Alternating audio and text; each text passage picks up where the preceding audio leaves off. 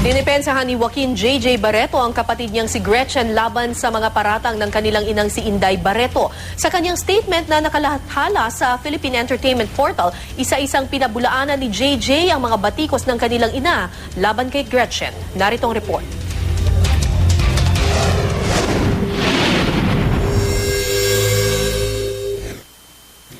Nakagugulat at masakit.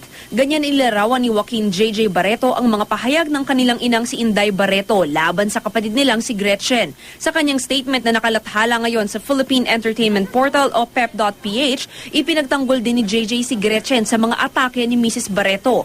Aniya, tila raw nakakalimutan na ng kanilang ina ang katotohanan ngayong pinagmumukha nitong masamang tao si Gretchen. Sagot din ni J.J. sa sinabi ni Inday Barreto na isang ST queen si Gretchen. Nagawa lang daw ito ni Gretchen para suportahan silang magkakapatid sa pag-aaral. Nakatulong din daw ang pag-aartista noon ni Gretchen para may panggastos ang kanilang pamilya at ipambayad sa mapapagamot ng kanilang ama na ilang beses nagkasakit. Matapang din ang pahayag ni JJ sa kondisyon ni Claudine.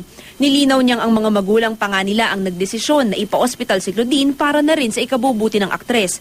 At ngayon may pinagdadaanan daw uli ito, panahon na raw para umaksyon uli ang kanilang mga magulang. Pinabulaanan din ni JJ ang paratang ng kanilang ina na nilalait ni Gretchen ang mga anak ni Claudine. Tungkol naman sa pagpaparinig ni Gretchen sa Instagram, kaugnay ng umano'y bantang pagsira sa showbiz career ng anak ni Marjorie na si Julia, sinabi ni JJ na paulit-ulit daw na nagbanta si Claudine na maglalabas ng expose. Hindi nilinaw ni JJ kung tungkol saan ito. Pagtitiyak din niya, walang iniisip si Gretchen kundi ang kapakanan ng kanyang pamangkin. Pakiusap din ni JJ sa kanilang ina, tigilan na ang pag-atake kay Gretchen bago pa tuluyang masira ang kanilang pamilya.